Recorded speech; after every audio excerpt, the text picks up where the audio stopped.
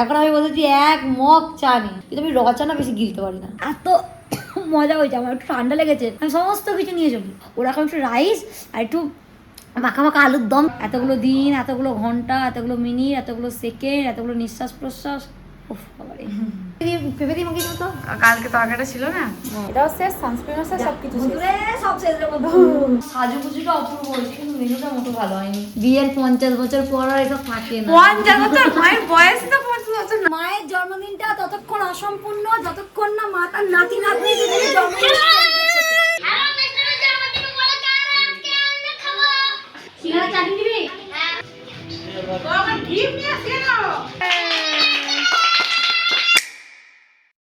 Good morning, নতুন একটা সুন্দর সকাল, সবাইকে স্বাগত, অভিনন্দন। এখন আমি বলছি এক মগ চা নেই। চাটা কোথায় পড়ে আছে দেখ, স্নান করার মগ। আমার বুনির ভাষায় এটা হলো স্নান করার মগ।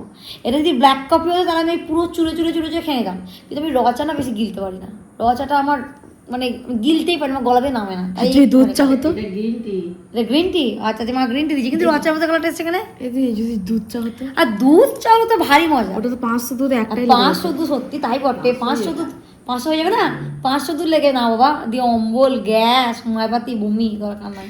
কত বড় দাদা, পার্থক্যটা দেখ, বোঝা যায়। হ্যাঁ, ও রাগ রাগ মোটু পাতলু। হ্যাঁ, এইটা হচ্ছে আমাদের কাহাবা, এটা হচ্ছে দিদির মোটু পাতলু।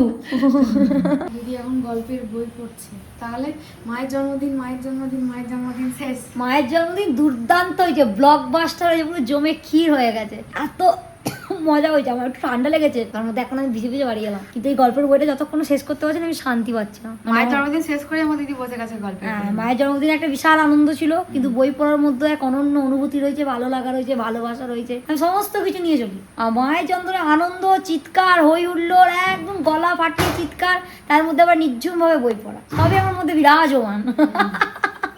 কিন্তু সেটা বড় কথা নয়, আজকে বড় কথা হচ্ছে কালকে আমি আবার একটু রাইস বা পোলাও খাওয়ার সম্ভাবনা আছে।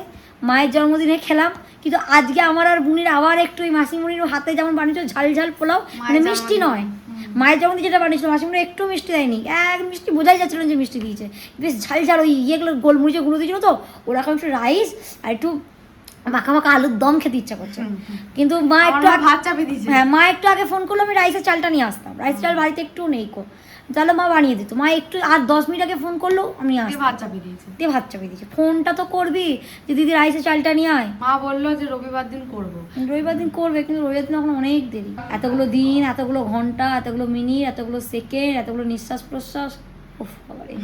মাকে বলছি অন্তত খিচুড়িটা করতে পারতে, বলছি রোদ উঠবে এখন। আমি বলছি সারাটা দিন বৃষ্টি একদম অঝরে পড়ছে, রোদ উঠে যাবে? আরে মেয়েটা ভালো লাগছে, ভালো লাগছে না, আমার ভাতটা খেতে একদম ইচ্ছা করছে না। আমি গাজরের সমস্যা আছে, ভাতের মধ্যে হলো ওইটা দিয়ে গোলমরিচ দিয়ে নাড়িয়ে খেয়ে নেবো। ওটা ওই চাটা ভালো লাগবে না, ভালো লাগবে। খাজা খাজা।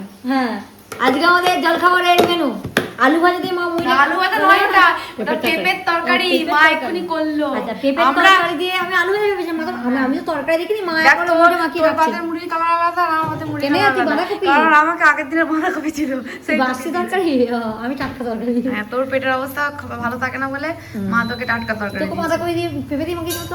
কালকে তরকারিটা ছিল না, সেটা খেয়ে নষ্ট আজকে হলো। আমাদের দুপুরের মেনু না, জলখাবারের মেনু। আমাকে মা আমি আমার মাথা নাচছি। হ্যাঁ, এইটা আমাদের দুপুরের মেনু নাকি? হ্যাঁ হ্যাঁ, পেঁপে দিয়ে আলু দিয়ে তরকারিটা করেছে, সেটা দিয়ে মা মুড়িটাকে মাখিয়ে দিয়েছে। আর কালকে বাঁধাকপি মটরশুঁটি দিয়েছিল, সেইটা দিয়ে বুনির মুড়িটা মাখিয়ে দিয়েছে, আর নিজের মুড়িটা মাখিয়েছে। আর সঙ্গে রয়েছে গজা, আমরা এটাকে গজাই বলি, আমার সঙ্গে মুখ থেকে খাস্তাও বেরিয়ে যায়। আমার খাজাও বেরোয়।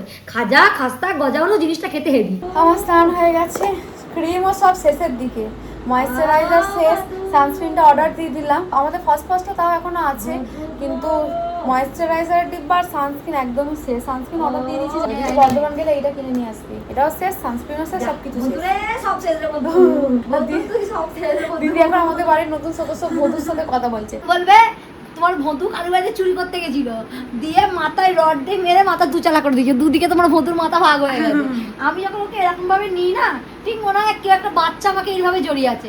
আর ও চোখগুলো যখন ওর মুখটা দেখলে আমার মনে হয় বধু তুই বাড়ি চল, তুই এই পাড়াতে খেলতে চলে গেছিস, বধু তুই বাড়ি চল, তোর মা মারবে। কি মিষ্টি মুখটা, তুই ওকে সবসময় বন্ধু বাড়ি চ, বন্ধু তোর মা মারে। উনি বলছে বন্ধু তুই বাড়ি চ, বন্ধু বন্ধু তোর মা খুঁজতে দাঁড়িয়ে আছে, বন্ধু এরকম করে যাচ্ছে। মনে হচ্ছে ফিল হচ্ছে না, যদি সত্যি জানতে হতো ওকে দেখে মনে হচ্ছে না যে অন্য পাড়া দিয়ে খেলতে চলে গেছে, আর আমি ডাকতে গেছি বধু তুই বাড়ি চল, পাড়াতে খেলতে চলে এসেছিস? মায়ের হাতে হাতে মুখ দিয়ে দিয়েছিস। বধু তুই বাড়ি চল, তুই এই পাড়াতে খেলতে চলে এসেছিস। মিমি কি বলছে বন্ধু? বলছি জ্যান্ত হতো ঠিক এই কথাগুলোই আমি বলতাম, আমি এখনো বলছি। এখনো বলছে আরে আমার সোনাটা রে, আমার বন্ধুটা রে। কিন্তু ও কোলে নিলে এমন ভাবে গলাটার মধ্যে হাতটা ঢুকিয়ে দিচ্ছে না এরকম করে, হ্যাঁ জীবন জোড়া জড়িয়ে রয়েছে। জড়িয়ে রয়েছে, এত মায়াবী, এত মায়াবী। হ্যাঁ গো বন্ধু, আজকে সারা দিন ধরে বৃষ্টি হয়েছে। আজকে কেন, কালকেও সারা রাত বৃষ্টি হয়েছে। আমার দিদি তো শুয়ে শুয়ে আমার অনেক কিছু খেতে ইচ্ছা করছে। বৃষ্টির দিন না, সত্যি বৃষ্টির দিনে খুব উল্টো পাল্টা খাবার খেতে ইচ্ছা করে, মানে একটুখানি ওই চটপাটা। তারপরে খাস্তা কচুরি, হ্যাঁ দিদির এখন শুয়ে শুয়ে খাস্তা কচুরি খেতে ইচ্ছা করছে। এই বডি লোশনটা খুব ভালো স্মেল। হ্যাঁ কারণ আবার লাগাস নি, এখন আমার বলছে হাতে লাগিয়ে দে, হাতটা দে। উঠে বসারও তোর আর ইয়ে নাই, এখন মধ্যে ব্যস্ত হয়ে। স্মেলটা হেভি, দারুণ স্মেল। আমরা আগে একটা অন্য বডি লোশন ইউজ করতাম, যেটাও খুব সুন্দর। এটা অফারে পেয়েছি বলে ওটা নিয়ে হালকা এসেছি। স্মেল ছিল, এবার ওটা এই হালকা, স্মেলটা ওটা আবার কিনবো, কিন্তু এটা স্মেলটা খুব সুন্দর। সাজুগুজুটা অপূর্ব হয়েছে, কিন্তু মেনুটা মতো ভালো হয়নি। মা গো তুমি এত সাজুগুজু করে কোথায় যাবে? সিনেমা দেখতে। সিনেমা দেখতে? নাইটি পরে? নাইটির মধ্যে ড্রেসে চেঞ্জ করে নেবে। হার পরেছে, কেন এই ড্রেসটা ভালো লাগে? লিপ বাম লাগিয়েছে, চুল ছাড়িয়ে ভালো করে একদম টিপটপ করে সেজে নিয়েছে। শুধু ড্রেসটা চেঞ্জ করলে। তোমার এটা নাইটিটা মনে হচ্ছে না, মনে হচ্ছে না একটা আছে লং গাউন। বেশি বাড়াবাড়ি হয়ে গেছে। না ভালো লাগছে, মাকে মিষ্টি লাগছে। জানো আপনি ঘুরে এসো এই বৃষ্টি মুখর দিনে, বাবা বাইরে থেকে তুমি যাচ্ছ chicken leg বাইকে piece করে, খেয়েছো? গান গাইছো, এই পথ যদি না শেষ হয়। তাহলে ঠান্ডা লেগেছে তো। না না চললো, মেয়েগুলোর জন্য খাবার রান্না বসাতে হবে গে। বিয়ের 50 বছর পর আর এসব থাকে না। 50 বছর? মায়ের বয়স তো 50 বছর নয় মা। খেয়ে নি। আজকে আমার মা শাক ভাজা, পেঁপের তরকারি, মাছ ভাজা, পটল ভাজা, শাক ভাজা করে চচ্চড়ি, ওই চচ্চড়ি শাক দিয়ে একটা, ওইসব সবকিছু করেছে। খেয়ে নি। আমার দিদি খাবে না, আর ছাড়বো না, খেয়ে নেবো। বাবা এই যে মেনু ও আমার। মুখে ভাতটা ঢুকছে না। আজ হচ্ছে আমাদের মায়ের জন্মদিনটা ততক্ষণ অসম্পূর্ণ যতক্ষণ না মা তার নাতি নাতনিদের নিয়ে জন্মদিন celebrate করছে। আজকে আমার সন্ধ্যার ব্যাচ আছে, আমার ছেলে পুনরা মিলে মায়ের জন্মদিন খুব ছোট্টভাবে সেলিব্রেট করবো। একটু টুকটাক খাওয়া দাওয়া, আমি একটা কেক বানিয়েছি, ওরা একটা কথা বলতে দেবে না, স্মৃতির পাতা একটা সুন্দর মুহূর্ত থেকে যাবে। চলো। হ্যাপি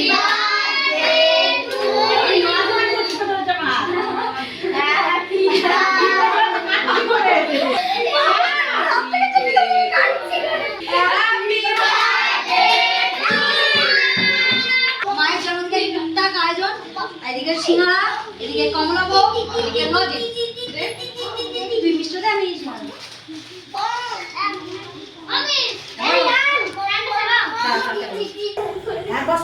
আমার বাবা সিঙ্গারাটি আগে খেয়ে নিয়েছে, এখন মিষ্টি দিতে যাচ্ছি। হ্যালো, মায়ের জন্মদিনের মিষ্টি গিফট দেবে? হ্যাঁ গিফট দেবে।